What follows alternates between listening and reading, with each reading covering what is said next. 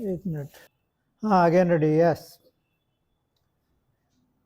Mr. Chairman, I am placing on the table of the House a notification which makes applicable to the Life Insurance Corporation certain provisions of the Insurance Act.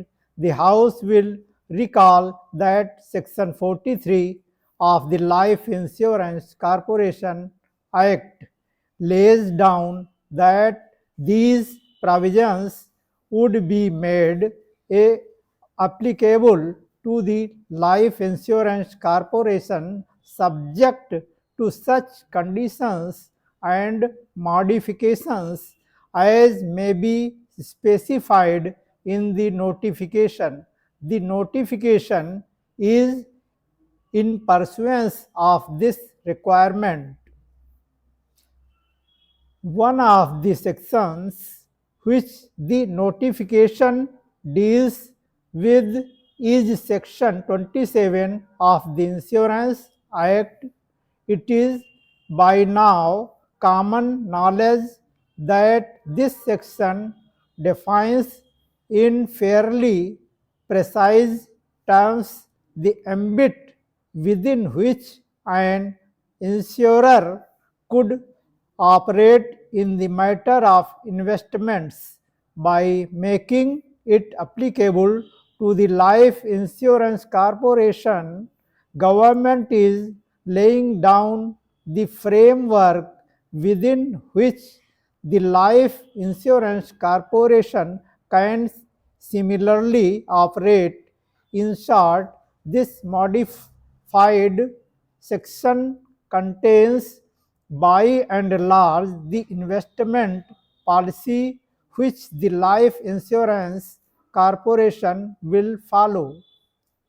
There are good reasons as to why the salutary provisions of section 27 should be retained.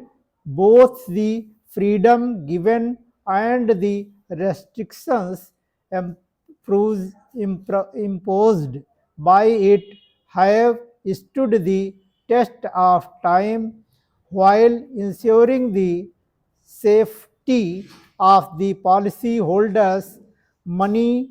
The possibility of augmenting profits has also been afforded.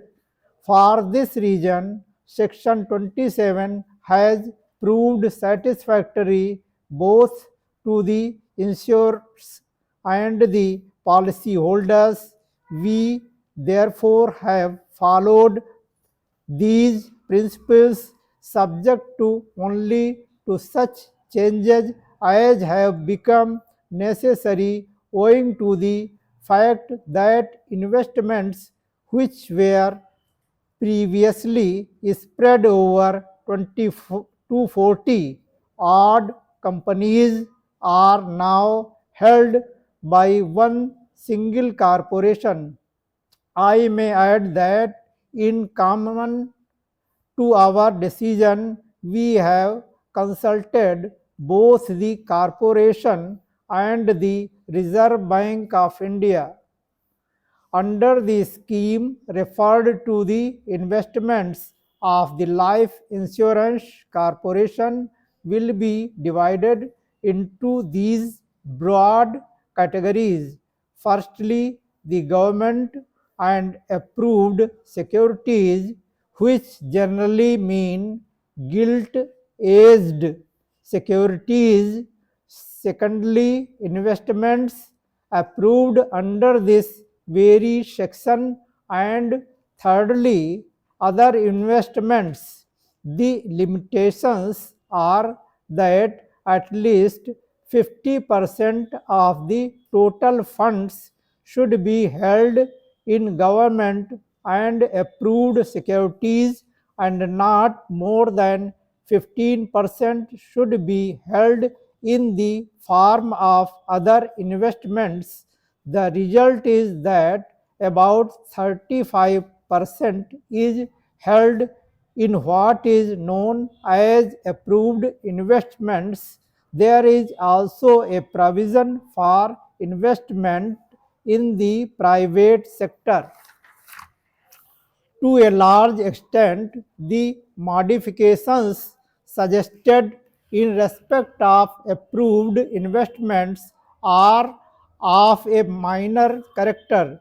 It was necessary to make them because of the altered conditions which obtained after nationalization of life insurance, but I shall in particular draw attention to the modified section 27A, while the former enables the maximum limits of holdings of the corporation in the ordinary shares of the companies to be raised from 10% to 30% of the subscribed ordinary capital.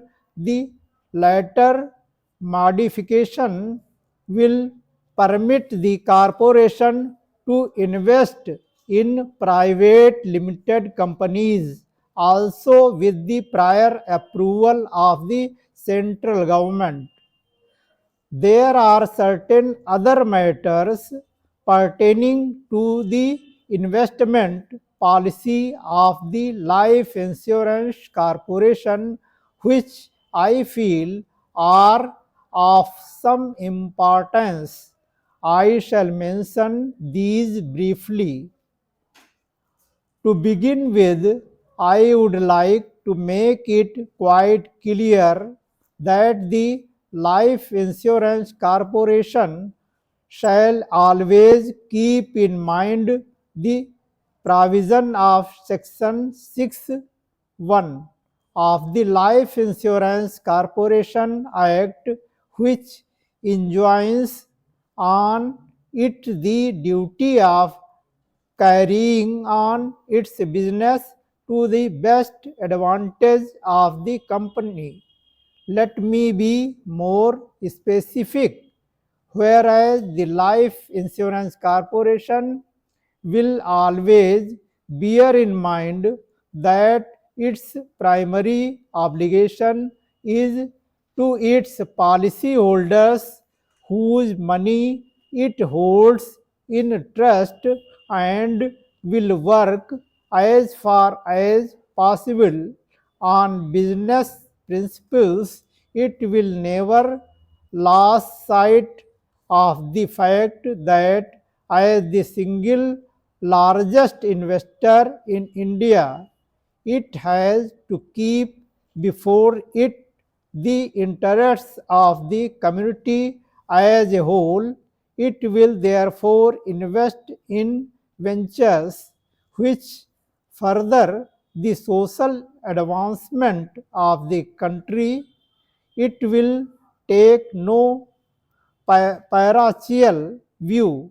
Its funds are drawn from all over India and they will be invested for the good of the entire country.